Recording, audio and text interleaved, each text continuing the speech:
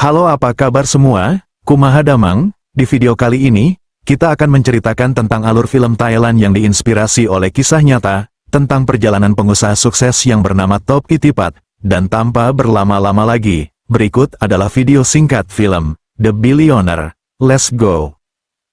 Cerita ini diawali dengan seorang pemuda bernama Top yang berkunjung ke sebuah bank untuk meminjam uang. Tapi sang petugas menanyakan untuk keperluan apa meminjam uang.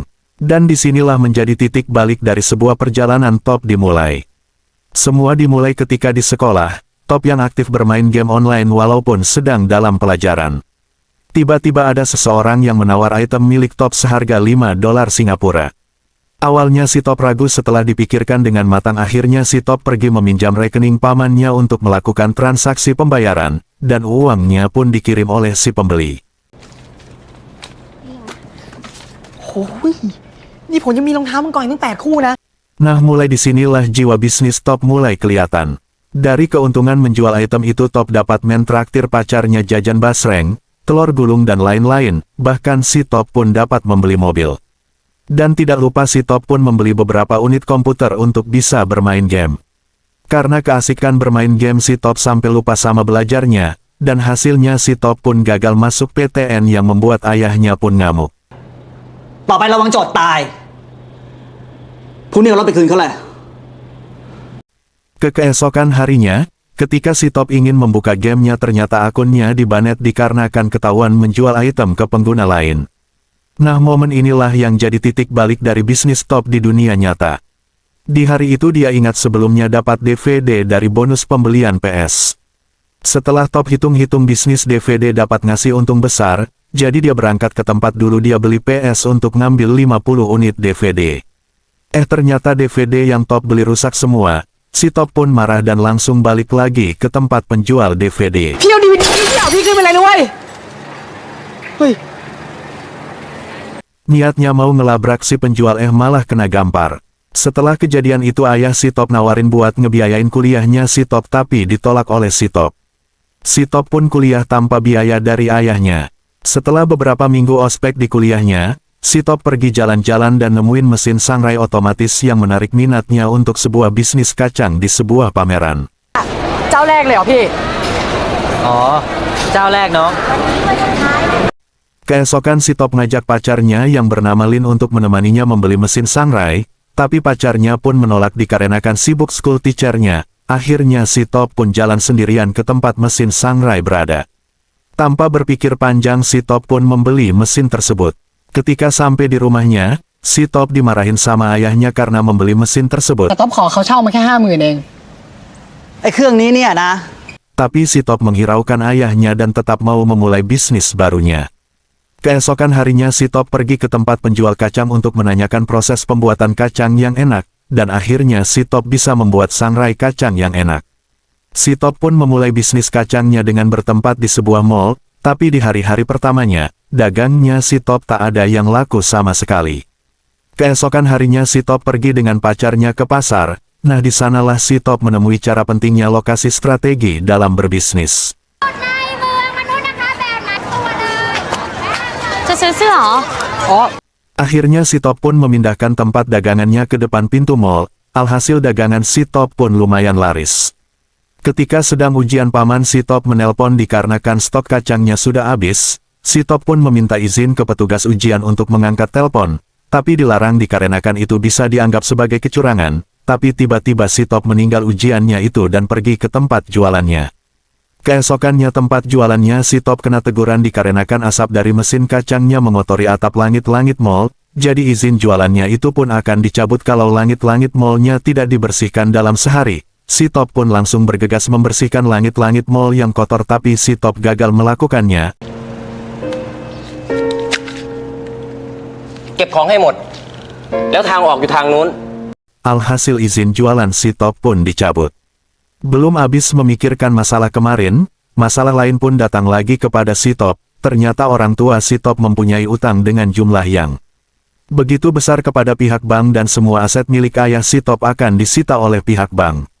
Alhasil keluarga si Top pun harus pindah ke Cina ke tempat kakaknya, si Top pun menolak dan memutuskan akan tetap di Thailand bersama dengan pamannya dan berjanji akan menjadi sukses supaya orang tuanya bisa balik lagi ke Thailand.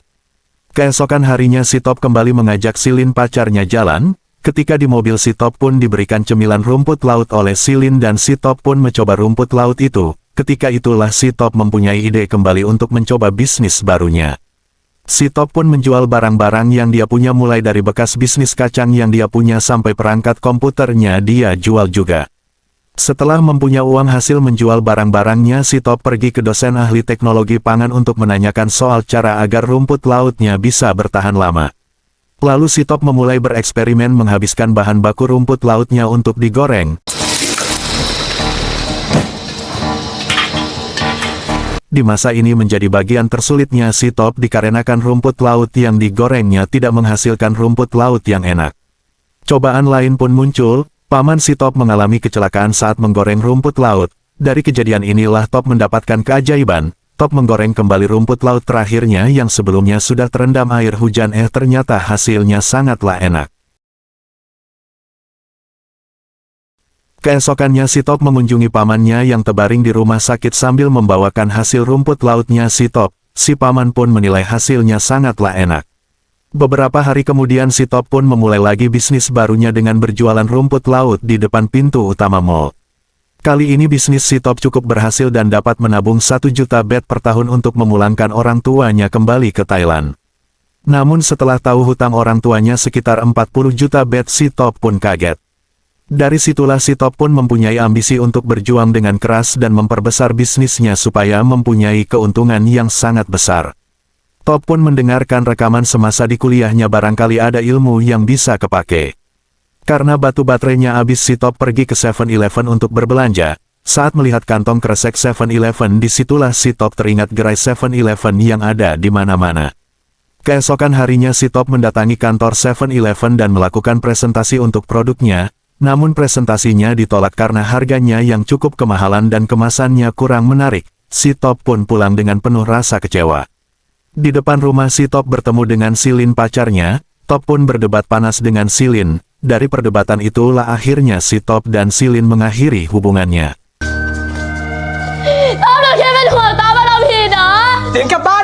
Setelah putus dari Silin, si Top pergi ke tempat pencetakan brand untuk mencetak brand barunya si Top. Setelah dari sana si Top bergegas kembali ke 7-Eleven, cuman setelah sampai sana si Top tidak bertemu dengan manajer 7-Eleven.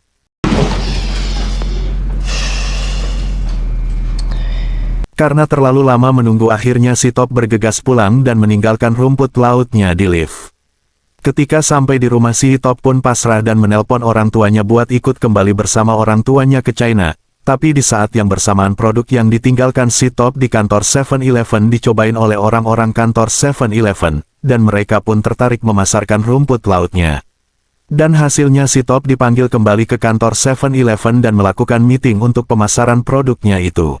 นี่คุณทำกับที่บ้านเหรอคะ ครับ ผมทำที่บ้านครับ Tapi ada beberapa syarat yang harus dipenuhi. Mulai harus punya pabrik yang akan dicek sama badan pengawas makanan dan harus memenuhi target produksi yang ditentukan oleh kantor 7-Eleven.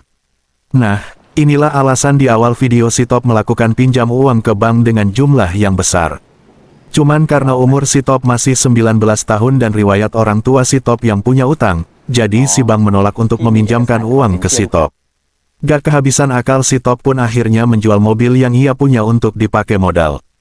Terus si Top pun merenovasi rumah bapaknya yang sudah disita untuk dijadikan tempat pabrik pembuatan rumput lautnya. Keesokan harinya badan infeksi makan pun datang untuk mengecek kelayakan pabrik pembuatan rumput lautnya si Top. Tapi, setelah dicek banyak kekurangan dari pabriknya si Top, awalnya si Top pun disuruh paman untuk menyogok tapi si Top pun keingat dulu waktu di mall ibunya pernah dikatain, ibunya tidak mendidik anaknya dengan baik dan akhirnya si Top pun menolak suruhan si paman.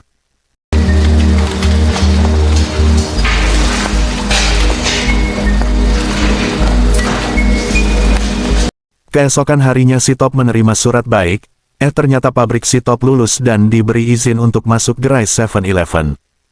Halo.